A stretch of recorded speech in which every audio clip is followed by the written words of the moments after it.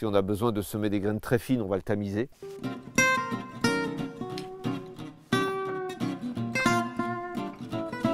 Le terreau de feuilles, qu'on pourrait très bien effectivement appeler compost de feuilles, puisqu'en fait la fabrication d'un terreau est une forme de compostage. Sauf que là, on va se limiter en termes de ressources à des feuilles. Et c'est vraiment des feuilles que l'on veut transformer en terreau. Chercher à privilégier des arbres qui font des feuilles riches en lignine, des feuilles un peu épaisses, chêne, platane, parce que justement cette qualité de feuilles, un peu dure à composter d'ailleurs, donnera la meilleure qualité de terreau.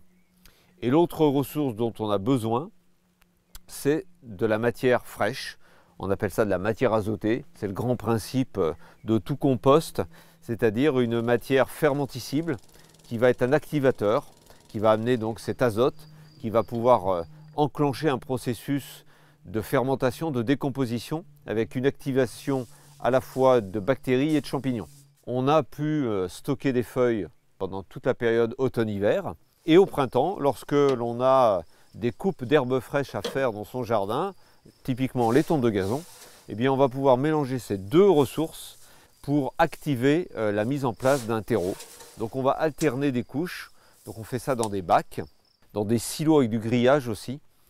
Et on va monter des couches comme des lasagnes, une couche de feuilles sur une bonne épaisseur de 10 cm. On rajoute ensuite ces tontes de gazon. On remet dessus des feuilles sèches et puis de nouveau des tontes de gazon. On alterne, on monte le tas le plus haut possible. Après on laisse faire, il va s'enclencher une fermentation et un développement de champignons. Le tas va largement diminuer de volume très rapidement. En cours de cycle, on va le remuer idéalement. À un moment donné, on essaye de remettre un peu d'oxygène pour bien activer l'activité des champignons. Dans une deuxième phase, c'est les petits lombrics que l'on va voir rentrer en action, qui vont ensuite terminer le travail de décomposition de ce terreau de feuilles qui, au bout de 6 mois, rarement avant, ça dépend un peu des conditions de température, des qualités de feuilles, ça peut être même jusqu'à 1 an, et bien le terreau ensuite est utilisable pour faire idéalement ses semis, ses repiquages en godet, des plantations. Si on a besoin de semer des graines très fines, on va le tamiser pour éliminer les éléments grossiers qui sont encore présents. Si on laissait les feuilles telles quelles, en tas, elles finiraient par être décomposées. Seulement le temps serait très très long.